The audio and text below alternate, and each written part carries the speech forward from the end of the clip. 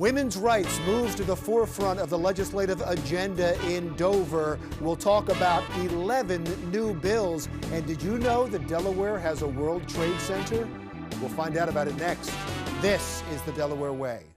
I'm Larry Menti. Welcome to the Delaware Way. Recently, women in the legislature in Dover, Delaware, introduced a comprehensive package of bills that are being introduced to deal with women's issues in the state of Delaware. Here to talk more about that, and one of the sponsors of much of the legislation is House Majority Leader Valerie Longhurst, who is a Democrat from Bear, Delaware. If we can, I want to run through all of the legislation because, in fairness, although many of these bills address women's concerns specifically, some of them are not gender biased whatsoever. No, right, they affect men and women. Yeah. So let's run through a lot of them because there's some that deal with justice and public safety. There's some that deal with employment and healthcare. And healthcare and some other issues. So let's take them one by one, and you tell me why they're necessary. The first one would require universities to report sexual assaults to the Department of Justice and to appropriate policing agencies. That's not being done now? No, it's currently not being done. What happens is that there's Title IX coordinators that if somebody's sexually assaulted, they will go to them and report it.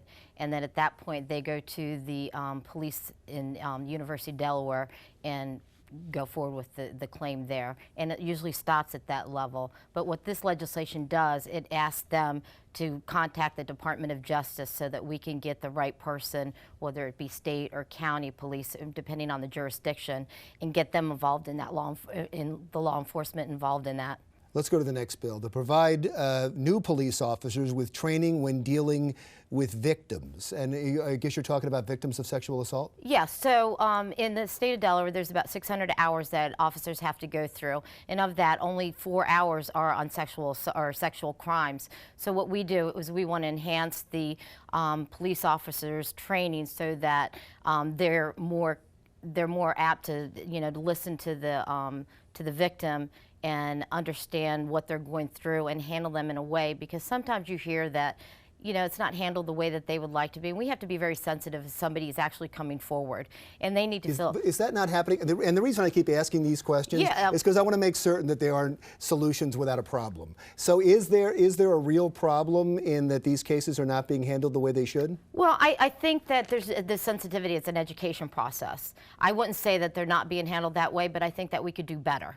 And by better, anything, you need additional training. And I think if we provide that training for those officers, that they just have a little bit more understanding of what these victims are going through. And why just new officers? Why not put all police officers through this? We are doing all police officers, but we are starting with the initial training of new officers, and it will be a continuing education for existing officers. That's part of the bill? Mm-hmm. Okay.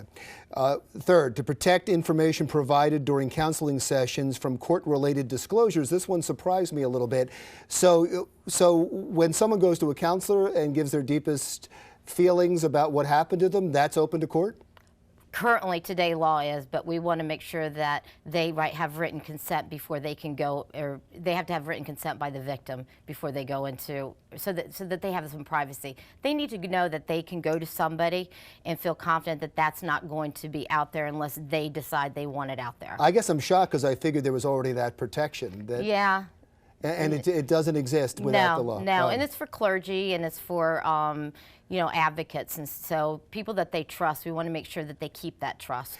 It's all good bills, right? No, so far so good. Add the name and contact information of a federal Title IX coordinator to every public school to their school profile. Why is that important? Right, because we need to make sure that people know that they know who they can go to. We need a name and a contact of a person that they can go to. And it needs to be widespread in the public schools and in the charter schools and all the schools so that people know that they can go to somebody. And right now that's not out there. Title IX. They need the name and they need the person that they can go to because, a lot of people, they don't know where to go, and we don't have that out there publicly. So that will help us in the Department of Education also. And we should point out that Title IX it's pretty widespread, and, Yeah, and it just insists on equality in all things, in funding and in sports, and Exactly. and so that one is not necessarily gender based. Right. Many of these are not. Right.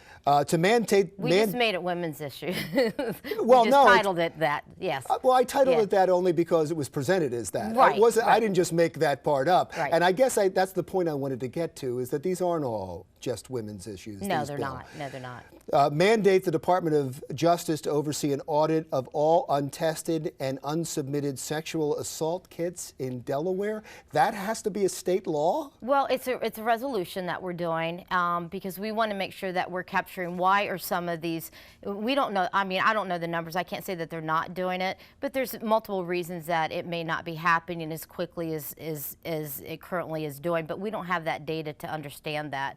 And we want to make sure that we cover all the bases so that we're getting those kits done and in a timely order, and that the victim is out there, has that done, so that we can move forward with whatever investigation needs to happen. Are these test kits ineffective if they sit around for too long? No, I mean, it says they no. need to be, that untested ones need to be tested. What could the potential problem be?